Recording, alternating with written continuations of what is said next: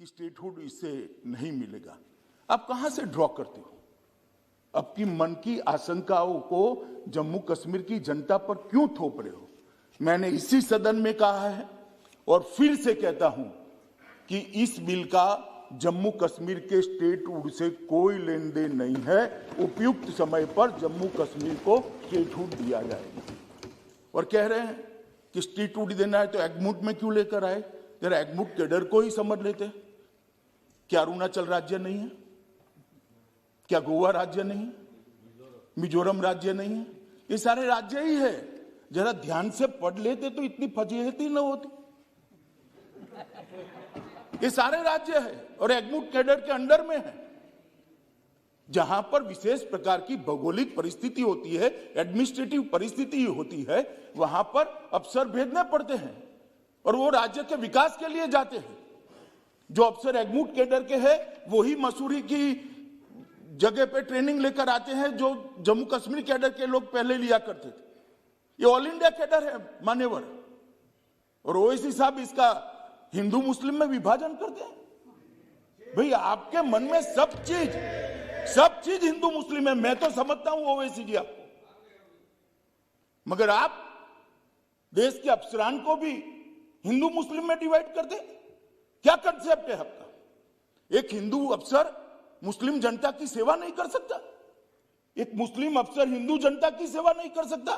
किस प्रकार के देश में हम आगे बढ़ने जा रहे हैं? अफसरों की संख्या हिंदू मुस्लिम में बांटेंगे और अपने आप को सेक्युलर कहते हैं। काहे का सेक्युलरिज्म? हिंदू मुस्लिम में अफसरों की संख्या बांटेंगे। इस तरह से तो मान्यवर कश्मीर के अंदर शांति नहीं होगी, ज्यादा चिंता होगी, ज्यादा उचाट होगी, संशय बढ़ेंगे। मेरा सभी से निवेदन है कि इस तरह से नहीं करना चाहिए। अभी उन्होंने एक और निवेदन कर दिया मान्यवर कि 2G से 4G विदेशियों के दबाव में किया है। ओवैसी साहब को मालूम नहीं है जिसका वो समर्थन करते थे वो यूपीए की सरकार चली गई है। ये नरेंद्र मोदी की भारतीय जनता पार्टी की सरकार है। इस देश के फैसले ये देश करता है। इस देश के फैसले इस देश की संसद करती है। कोई हम पर दबाव नहीं कर सकता। और हमने उसको इसलिए रिस्ट्रिक्ट किया था मान्यवर कि कुछ समझने के लिए समय चाहिए था। अब फाइन न फैलाई जाए इसके लिए एक समय चाहिए था। और आप हमें पूछ रहे हो भाई अधीर रंजन जी 2G और 4G, आपने तो मोबाइल ही बंद कर दिए थे और 20 साल तक बंद कर दिए थे। वाजपेयी जी की सरकार ने आकर 2G 4G छोड़ो, मोबाइल सर्विस ही बंद कर दी थी। कहां गए थे उस वक्त सारे अधिकार? मैं आपको पूछना चाहता हूं माननीय और आपके माध्यम से, कहां गए थे सारे अधिकार? जब विपक्ष में बैठते हैं तब अपने समय में क्या किया था वो भी तो थोड़ा याद रखना चाहिए, वरना फिर सुननी पड़ेगी। मान्यवर ये हमें 4G और 2G का कह रहे। मैं अभी भी कहता हूं कि सबसे बड़ा नागरिक का अधिकार है सुख और शांति से रहने का, सलामती के साथ रहने का। सलामती जहां नहीं होगी वहां सारे अधिकारों का कोई मतलब नहीं। ये नई फैशन शुरू हो गई मान्यवर। मैं कहना चाहता हूं कि ये जो लोग कह रहे हैं कि हम विदेश के दबाव में आकर कह रहे हैं, मैं उनको पूछना चाहता हूं कि किसके दबाव के अंदर धारा 370 को इतने समय तक चालू रखा आपने? ये तो जरा बता दीजिए, किसका दबाव था? कौन प्रेशराइज करता था? अभी किसी ने कह दिया बड़े बड़े साहित्यिक शब्दों के साथ कि शासन का जनता से वादा था, एक एग्रीमेंट था। भाई मैं तो एग्रीमेंट को बारीकी से पढ़ता हूं और मैं तो मानता हूं कि पूर्ववर्ती सरकारों ने भी जो वादे करे हैं उसको ध्यान से पढ़ने चाहिए और इसका अमल करना चाहिए। 370 के बारे में कहा गया कि 370 और 35 से वो देश की सरकार का जम्मू कश्मीर की जनता से एग्रीमेंट था। एग्रीमेंट जरूर था मगर उसमें टेम्पररी शब्द आप भूल जाते हैं पढ़ने का। ये टेम्पररी था। और जो मेरा हिसाब पूछ रहे 17 महीने में स्टेटहुड कब दोगे, स्टेटहुड कब दोगे, स्टेटहुड कब दोगे, हम जरूर देंगे। मगर मैं उनको पूछना चाहता हूं ये मैंने भी कहा है, स्टेट टेम्पररी है। और आप 17 महीने में हिसाब मांगते हो तो टेम्पररी 370 साल तक चली, उस वक्त क्यों हिसाब नहीं मांगते थे? एक टेम्पररी प्रोविजन कब तक टेम्पररी रहेगा? टेम्पररी प्रोविजन को क्यों उखाड़ नहीं देते यार? क्यों कोई पूछता नहीं था? क्योंकि वोट बैंक की राजनीति करनी थी। ये सरकार वोट बैंक की राजनीति से नहीं चलती। ये सरकार देश के हित में फैसले करती है। ये सरकार देश के भविष्य को सुधारने के लिए है। हम आएंगे जाएंगे, लोकतंत्र है, जीतेंगे हारेंगे, इसको ध्यान में रखकर देश के भविष्य को ताक पर हम नहीं रख सकते, न हम रखना चाहते। ये आपकी पॉलिसी है, आपको मुबारक हो। मान्यवर, इन्होंने कहा कि लोकल अफसरों का अधिकार चला जाएगा। मुझे कोई समझाए भला, देश भर में आईएएस आईपीएस अफसर भेजे जाते हैं, लोकल अफसरों का अधिकार चला जाता है क्या? चला जाता है तो जम्मू कश्मीर में कैसे चला जाएगा?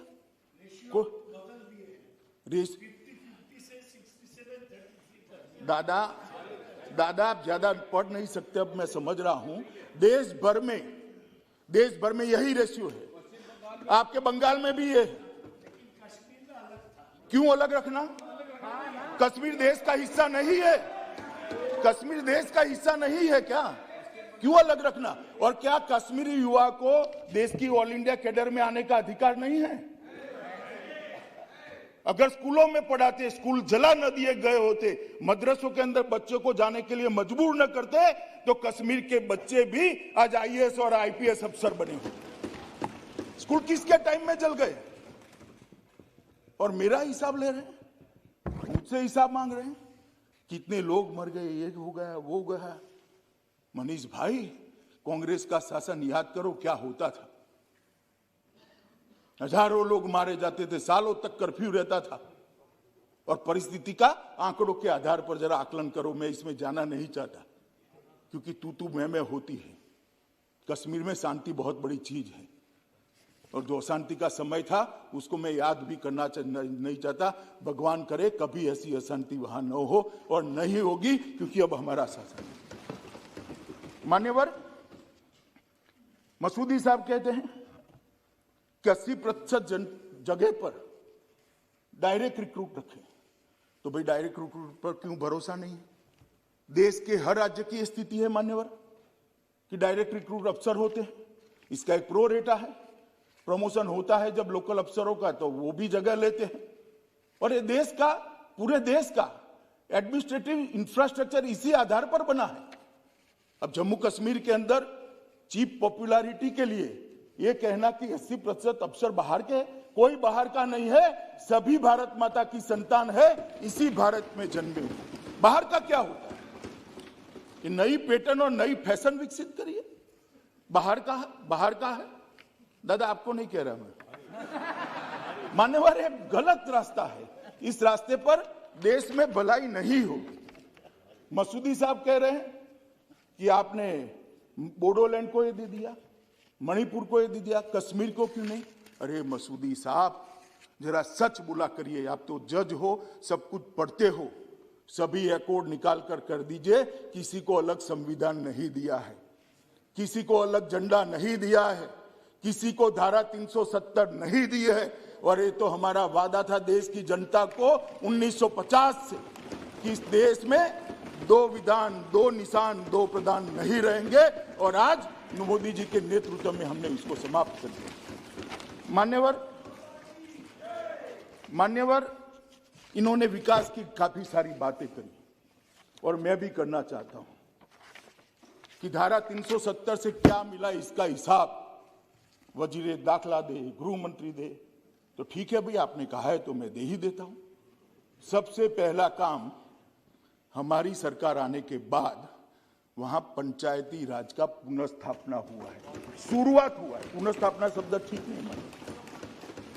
जब इस देश का संविधान लिखा गया, संविधान लिखने के बाद डॉक्टर आंबेडकर ने, जब संविधान का एडिटिंग का भी काम समाप्त हो गया, एक बहुत बड़ा स्टेटमेंट किया था। साहब, इस देश के लोकतंत्र को वो वाक्य को सुवर्ण अक्षर में मंडित कर कर डॉक्टर आंबेडकर के वाक्य को रखना चाहिए। उन्होंने कहा था, राजे अब रानी के पेट से पैदा नहीं होंगे, गरीब दलित पिछड़ों के वोट से पैदा होंगे। उन्होंने कहा था, राजे अब रानी के पेट से पैदा नहीं होंगे, दलित गरीब और पिछड़ों के वोट से पैदा होंगे। मगर कश्मीर में आज तक राजे रानी के पेट से ही पैदा होगा। ये 3 परिवार के लोग ही शासन करते थे। तीन परिवार के लोग ही शासन करते थे और इसीलिए उनको धारा 370 शूट करती थी। मान्यवर, हमने पंचायत के चुनाव कराए, अभी डिस्ट्रिक्ट पंचायत के चुनाव हुए, लगभग 51.7% वोटिंग हुई, कहीं पर भी गोली नहीं चलानी पड़ी और मान्यवर शांतिपूर्ण मताधिकार का प्रयोग हुआ। कांग्रेस के शासन के चुनाव कैसे हुए थे मैं इसमें जाना नहीं चाहता, क्योंकि पुरानी बातों को याद नहीं करना चाहता, परंतु कोई आरोप नहीं कर सकता, हमारे विरोधी भी आरोप नहीं कर सकते कि चुनाव में घपला हुआ, इस चुनाव में अशांति हुई, इस चुनाव में अफसर का उपयोग किया गया।